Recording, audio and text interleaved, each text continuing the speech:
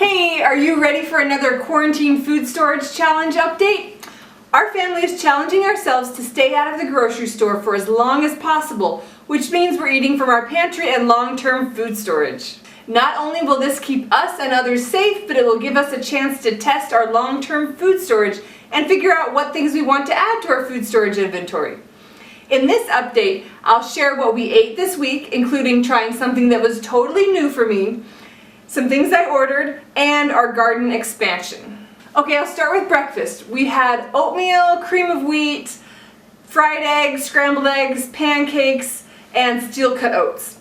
For lunch, we basically had peanut butter and jelly or peanut butter and honey sandwiches, egg salad sandwiches, leftover pizza, and with apple slices or oranges. And for dinner, we had baked potatoes. We finished off the last of our potatoes. We had them with butter and sour cream and green beans. Hawaiian haystacks. We had some shredded turkey from the freezer that I put in some homemade sauce. We had pineapple and peas and raisins and crunchies. That's what my kids call the chow mein noodles. It wasn't the same without cheese and tomatoes, but it was good. Normally the kids complain a little bit about brown rice instead of white rice, but none of them complained this time, so that was great. Pizza. We had homemade pizza. Everyone around here loves that. Our pizzas were very light on the cheese because we've been rationing that. We divided it all up in the freezer so that we could stretch it, but we had pepperoni and pineapple. Macaroni and cheese. Mike made some cheese sauce with the powdered milk and the cheese powder that was in our food storage.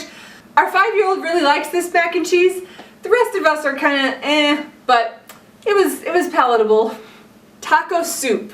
With pinto beans cooked in the slow cooker, I added onions and taco seasoning to make a pretty boring taco soup.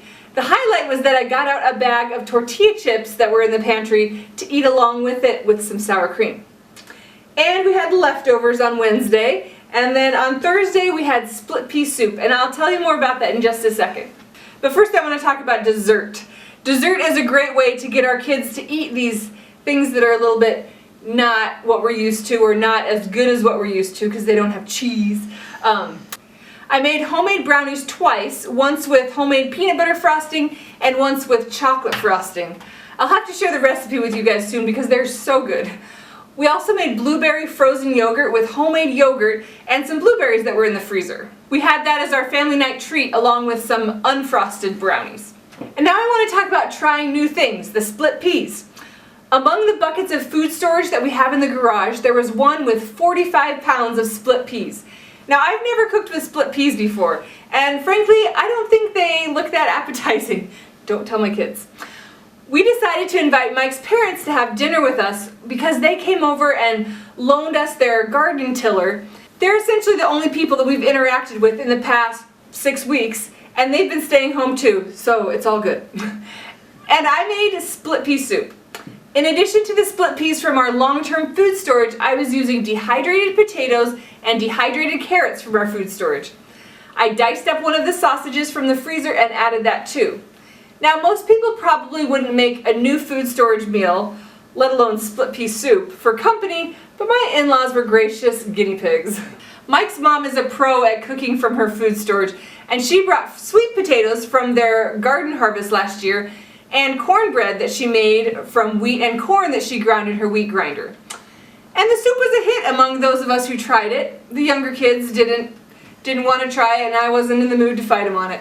Okay, I wanted to tell you about a few things that I ordered. I had to get a few non-food things online from Walmart this week, and Walmart has free shipping for orders over $35, so I added in some food items that we'll likely need in the near future.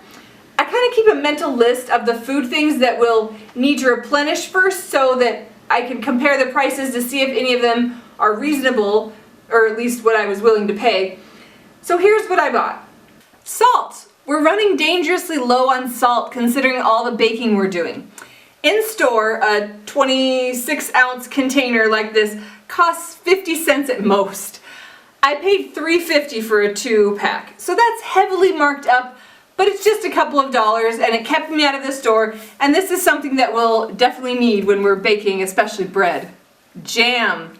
I told you that we eat a lot of peanut butter and jelly sandwiches around here, and I'm not kidding. This was a pretty decent price. This is Welch's Natural. It's no high fructose corn syrup. We got some peanut butter too, just a 3-pack of 16-ounce jars of the honey peanut butter for fun. I think we've got about 4 jars of store-bought jam and 6 jars of peanut butter left in our pantry. Okay, this might not look like an essential, but our 2-year-old and 5-year-old have trouble staying in their beds at bedtime. Anyone else have that problem? But they're sometimes motivated by earning a starburst in the morning if they don't come out of their rooms when after they're supposed to be in bed. So I have a package that we're almost finished up with, so I figured it was as good a time as any to grab some more. So adding those things to the non-food items I got brought my total right up to $35, so we got free shipping. Okay, the last thing I wanted to talk with you about is our garden expansion. Last week I told you that we were going to try to plant as much as we could using one raised bed that we threw together last year, along with some space we have in our back patio. Most of our property is really rocky, but we found a spot that we think will be good for our melons and viney things. We even started planting there. And we're considering using our stimulus check to build a garden, the garden that we want. We haven't wanted to invest the money into terracing a hillside, building raised beds, buying dirt, and setting up the irrigation and fencing, since it'll take away from our current financial goal to pay off our house. We haven't decided for sure, but we're running the numbers and trying to decide. Right now we're waiting for a quote on what a bulldozer and operator would cost to do the terracing. If we go ahead with it, I'll share the details in posts and videos. Well, that's all I've got for this update. For more on our quarantine food storage challenge, check out this playlist. See you next time.